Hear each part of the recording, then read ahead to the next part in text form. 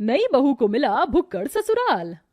लड़के का परिवार अच्छा है, 3 नंद, माता पिता, साथ में 2 छोटे भाई भी हैं। लड़का इंजीनियर है और बहुत पैसे कमाता है। ये सुनते ही नैना के होश उड़ जाते हैं। 3 नंद, 2 छोटे देवर, ऊपर से सास ससुर के साथ मेरा पति, इतना बड़ा परिवार। अरे माँ, इतने बड़े परिवार में तो मैं परेशानी हो जाऊंगी। काम भी करूं और उनके ताने भी अलग से सुनो। अरे बेटी, परेशान क्यों होती है? पंडित जी, मेरी बेटी के लिए ससुराल ऐसा दिखाओ जहां माता पिता और लड़का इकलौता हो, ताकि मेरी बेटी को ज्यादा परेशानी ना उठानी पड़े। चलिए, अगर ऐसी बात है तो ठीक है, मैं आपको एक अमीर घर का रिश्ता दिखाता हूँ। इकलौता बेटा है, साथ में माता पिता रहते हैं। नैना जैसे ही लड़के की फोटो देखती है, उसे लड़के की तस्वीर अच्छी लगती है। अरे लड़का तो अच्छा है, इकलौता है, परिवार भी छोटा है, और क्या ही चाहिए। माँ, मुझे लड़का पसंद है। ओहो पगली, चलो ठीक है, कोई लड़का तो तुझे पसंद आया। पंडित जी, अब आप इसी लड़के से मेरी बेटी के रिश्ते की बात चलाइए।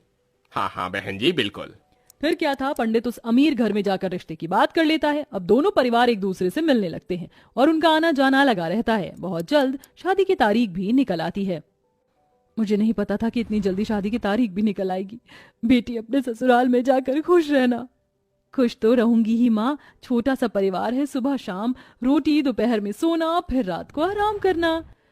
नैना को बहुत आसान लग रहा था, लेकिन वैसा होने नहीं वाला था। शादी होने के बाद जब वह अपने ससुराल आती है तो उसका ससुराल में घर बहुत बड़ा होता है, जिसमें उसे सफाई करने में ही बहुत ज्यादा समय लग जाता है। हे भगवान, अमीर घराने में तो आ गई, लेकिन यहाँ झाड़ू पोछा करते करते ही मेरी कमर टूट गई। तभी आवाज आती है, बहू, ओ बहू, अरे अभी तक तूने नाश्ता नहीं बनाया? नैना फटाफट सफाई करने के बाद अपनी सास के पास जाती है। माँ जी, बस रसोई में ही जा रही हूँ, मैं पहले सफाई कर रही थी। अच्छा सुनो, मेरी नंद और उसके बच्चे आज घर पर आ रहे हैं, उनके नाश्ते के लिए आलू के पराठे बना ले। और हाँ, शिवा आलू के पराठे नहीं खाता, उसे प्याज के पराठे पसंद है, उसके लिए वही बना देना। हेमलता ऐसा कहकर चली जाती है। लो जी, मिल गया ऑर्डर, अब इतने सारे लोगों के लिए पराठे बनाने होंगे। नैना ऐसा कहकर रसोई में चली जाती है, जहां वो बहुत सारा आटा गूंथती है। इतना सारा आटा गूंथने में ही मेरे हाथ दुखने लगे, अभी तो इनके पराठे भी बनाने हैं। नैना रसोई में आलू के पराठे बना ही रही थी कि हेमलता की नंद माहेश्वरी अपने बच्चों के साथ आ जाती है। अरे वाह, सही समय पर आई हो नंद जी, गरम गरम पराठे बन रहे हैं। बहू चलो, नाश्ते की टेबल पर ही बैठते हैं, वहीं पर बातें करेंगे। हेमलता पूरे परिवार के साथ नाश्ते की टेबल पर बैठ जाती है, जिसके बाद रसोई से नाश्ते की टेबल का सफर करते हुए नैना बहुत थक जाती है। हे भगवान, नाश्ते की टेबल पर आने आने में ही मेरी फिरकनी बन गई। मैंने तो छोटा सा परिवार समझकर इस घर में शादी की थी, यहाँ तो सबकी अलग ही फरमाइश चलती है। तभी नैना के पति शिवा की आवाज आती है। अरे नैना, मेरे प्याज के पराठे नहीं बनाए तुमने? अभी लाती हूँ जी। नैना प्याज के पराठे बनाकर अपने पति के लिए नाश्ते की टेबल पर लेकर आती है।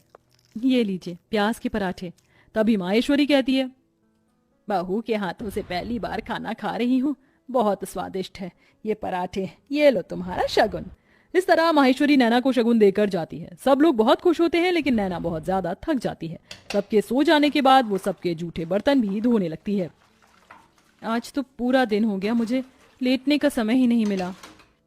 नैना बर्तन धोने के बाद अपने कमरे में जाने ही वाली थी कि तभी उसके ससुर उसे कॉफी बनाने के लिए कह देते हैं। अरे सुनो बहू, जरा 1 कप कॉफी बना देना। अभी बनाकर लाती हूँ पिताजी। नैना दोबारा रसोई में जाती है और कॉफी बनाकर अपने ससुर जी के लिए लेकर आती है। आखिरकार उसे थोड़ी देर के लिए अपनी कमर सीधी करने को मिल जाती है, लेकिन फिर शाम की अलग फरमाइश शुरू हो जाती है। बहू, शाम के खाने में वेज बिरयानी, शाही कोरमा और चावल बना लेना।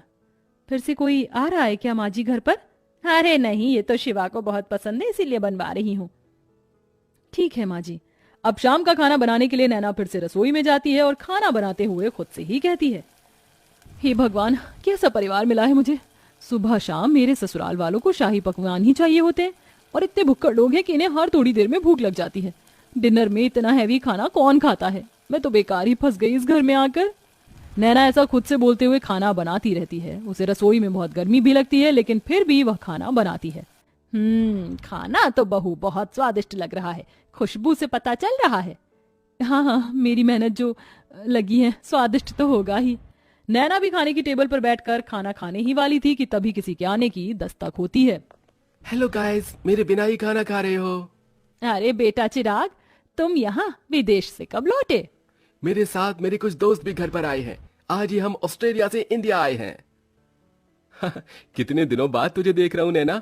ये मेरे ताऊ जी का लड़का है, विदेश पढ़ने चला गया था बचपन में। मेरा जिगरी यार यही है। जाओ नैना, इन सब के लिए भी खाना परोस कर ले आओ। अगर रोटी कम हो तो और बना लेना। हेमलता ऐसा कहकर बेचारी नैना को फिर से रसोई में भेज देती है। नैना को खाने के साथ दोबारा से रोटियां भी बनानी पड़ती हैं और वो बहुत ज्यादा थक जाती है। सबको खाना खिलाते हुए उसी के लिए खाना नहीं बचता।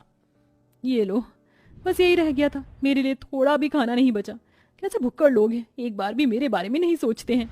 नैना को बहुत बुरा लगता है। वो अपने कमरे में सोने चली जाती है। इसी तरह जब भी वह कुछ बनाया करती तो सारा खाना उसके ससुराल वाले ही खा जाते हैं और उसके लिए कुछ नहीं बचता। ऊपर से घर में मेहमानों का आना जाना लगा ही रहता है, जिसके चलते एक दिन नैना की बहुत ज्यादा तबीयत खराब हो जाती है।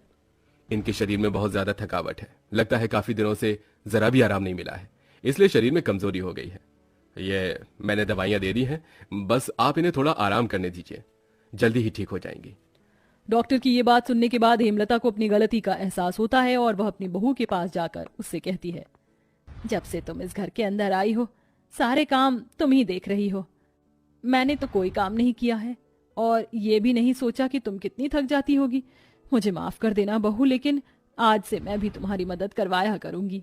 माँ जी, आपको माफी मांगने की जरूरत नहीं है। मैं इस घर की बहू हूँ और घर की जिम्मेदारी समझना मेरा फर्ज है।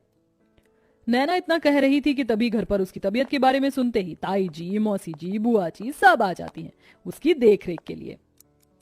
हमारे रहते बहू को एक भी काम करने की जरूरत नहीं पड़ेगी।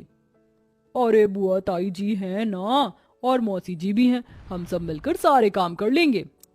इस तरह सब लोग नैना की बहुत अच्छे से देखरेख करते हैं। नैना को इससे ये समझ आता है कि रिश्तेदारों का आना जाना अच्छा होता है और सबके साथ प्यार प्रेम से रहना भी बहुत जरूरी है। जैसे ही वो ठीक हो जाती है, वो पहले की तरह फिर से घर की सारी जिम्मेदारियां खुद उठा लेती है। चलिए, आप सभी आज खाने की टेबल पर बैठिए। अब मेरी तबीयत बिल्कुल ठीक है। मैं आप सभी के लिए आपकी पसंद का खाना बनाऊंगी। नैना ऐसा कहकर रसोई में चली जाती है। पीछे से हेमलता आती है। अब से मैं भी तुम्हारी रसोई में मदद करवाया करूंगी और मैं जानती हूँ आखिरी में तुम्हारे लिए कुछ नहीं बचता, इसलिए पहले ही तुम अपने लिए खाना निकाल लिया करना। ये सुनते ही नैना को बहुत खुशी होती है और उसे अपनी माँ की याद आ जाती है, जिसकी वजह से उसकी आंखें भर आती हैं। अरे ये क्या बहू, तू रोने क्यों लगी?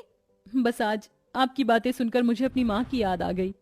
हेमलता उसे गले से लगा लेती है। इस तरह दोनों सास बहू मिलकर घर को संभालती हैं और एक साथ खुशी खुशी रहने लगती हैं।